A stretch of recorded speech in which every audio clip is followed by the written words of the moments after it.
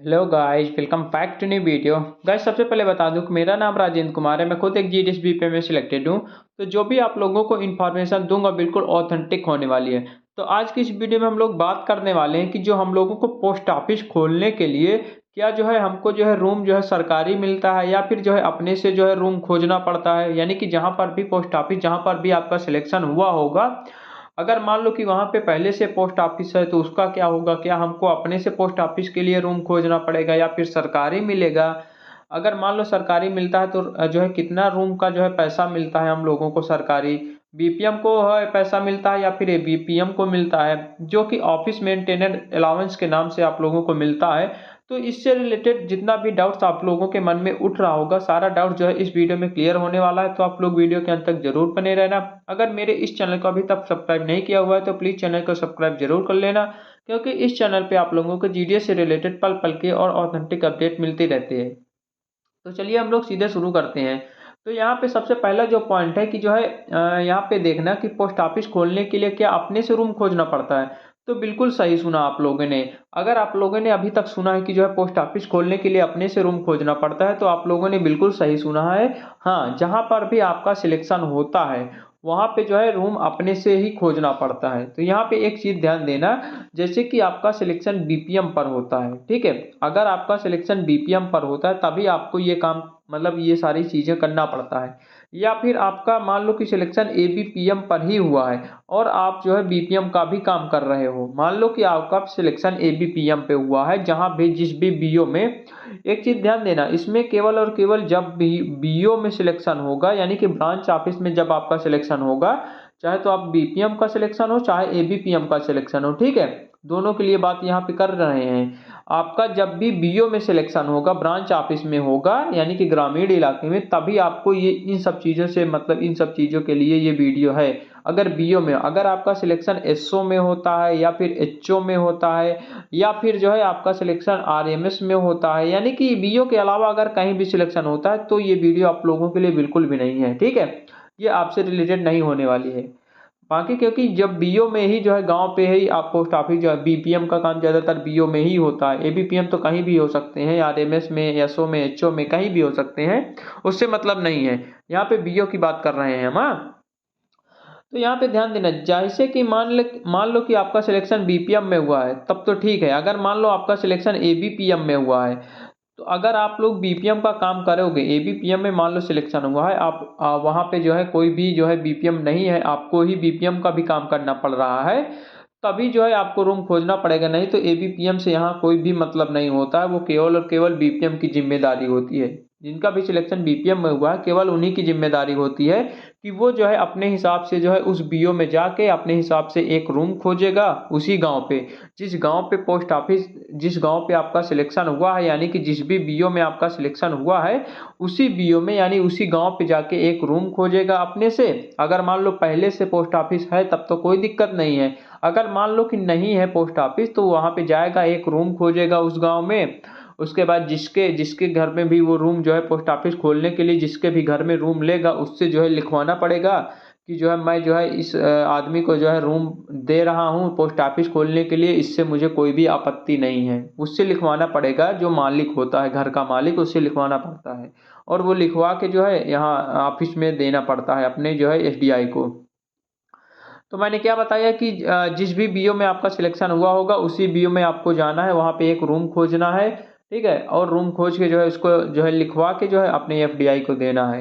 अब बात करते हैं कि जो है यहाँ पे, तो ये बात तो हो गई कि पोस्ट ऑफिस के लिए रूम जो है अपने से ही खोजना पड़ता है। अगर मान लो कि पहले से उस गांव पे पोस्ट ऑफिस है और पहले से मान लो कोई रूम है, अगर मान लो कि वो जो है रूम जो है अगर दे रहा है, पहले से मान लो पोस्ट ऑफिस है और उसको कोई दिक्कत नहीं है, वहीं पे चलाना चाहता है, तो वहीं पे अपना चलाए। अगर मान लो खर्चा पानी उसको देना है तो दे दीजिएगा, अगर नहीं लग रहा है तो अच्छी बात है।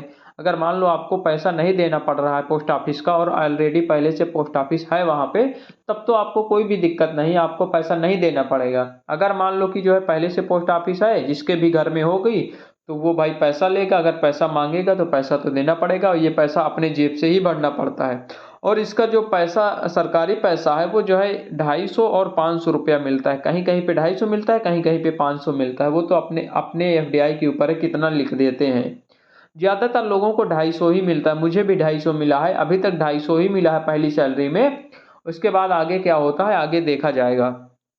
तो ये जो है पोस्ट ऑफिस खोलने के लिए अपने से ही रूम खोजना पड़ेगा भाई, जिस भी बीओ पे आप लोग जाओगे, ठीक है। उसके बाद सरकारी रूम नहीं मिलता है बिल्कुल भी, ठीक है। उसके बाद रूम का पैसा कितना मिलता है, 250 कहीं कहीं पे, कहीं कहीं पे 500। अभी अपनी मैं सैलरी स्लिप भी दिखाई दे रहा हूँ।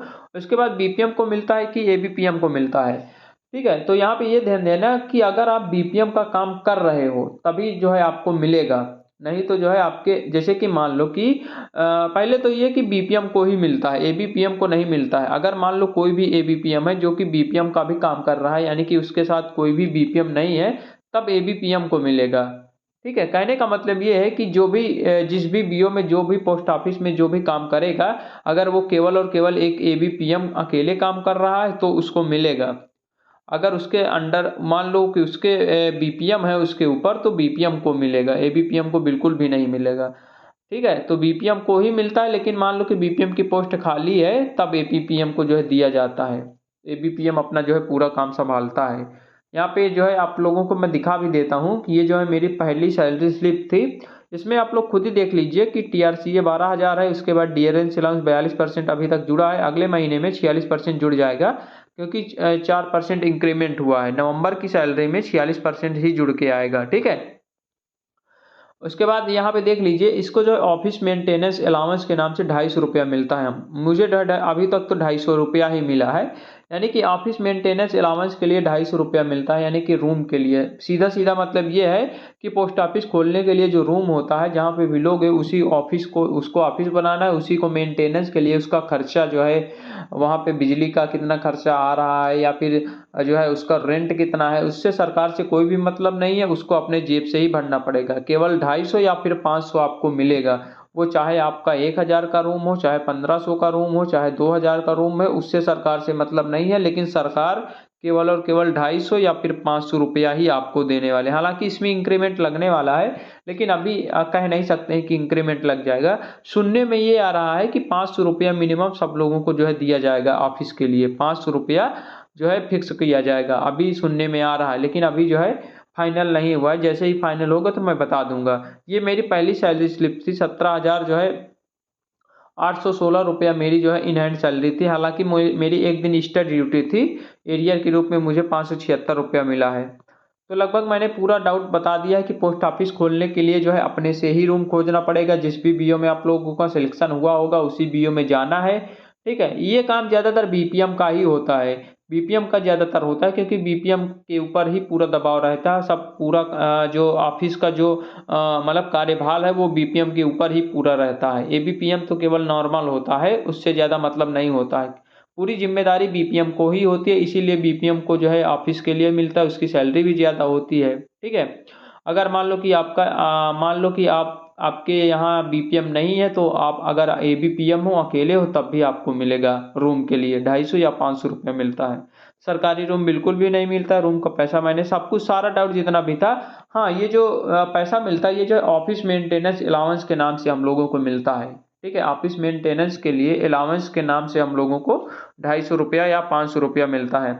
और कुछ लोगों के मन में ये डाउट हो रहा है कि जो है हमको रहने के लिए जो है क्या घर मिलेगा या फिर जो है अपने से लेना पड़ेगा। तो भाई अब आप खुद ही सोचिए कि जब पोस्ट ऑफिस खोलने के लिए जो है अपने से पैसा देना पड़ता है, तो रहने के लिए कहाँ से यहाँ पे मिल जाएगा।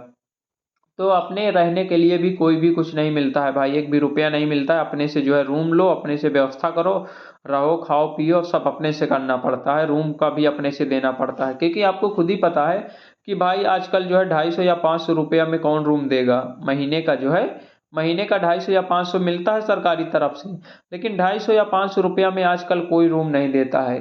पोस्ट ऑफिस खोलने के लिए या फिर किसी भी के लिए 250-500 में कोई भी रूम नहीं देने वाला है। बहुत गिरी सी गिरी कंडीशन होगी तो मान के चलो कि 1,000 रुपया के आसपास रूम, या फिर 500 रुपया मान के चलो कि, वो तो आपके जो है एरिया के ऊपर डिपेंड करता है कि आपका एरिया कैसा है, बीओ कैसा है। मान के चलो 500 रुपया ही जो है ले रहा है अगर रूम वाला, रूम मालिक जो है, तो भाई अगर आपको 250 मिल रहा है तो 250 अपने जेब से भरना पड़ता है, ठीक है। अगर मान लो 1,000, जितना भी महंगा जो है रूम होगा वो सब अपने जेब से ही भरना पड़ेगा। इसका जो है अलग से कोई भी नहीं मिलता है, कुछ भी चार्ज नहीं मिलता है। केवल और केवल 250 और 500 रुपया या फिर 250 या 500 ही आपको जो है सरकारी पैसा मिलता है। इसी में आप लोग अपने तरीके से एडजस्ट कीजिएगा। तो लगभग मैंने सारे पॉइंट्स आप लोगों को बता दिया, फिर भी आप लोगों के कोई भी डाउट्स रह जाता है, कोई भी कंफ्यूजन रह जाता तो आप लोग कमेंट बॉक्स में ज़रूर पूछ लेना। तो चलिए मिलते हैं एक नई वीडियो के साथ, तब तक के लिए बाय बाय, टेक केयर।